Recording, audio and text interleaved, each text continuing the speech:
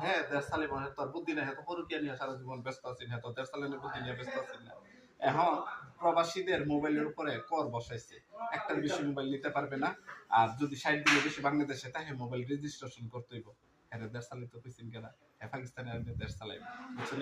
আমরা তো সব বেটা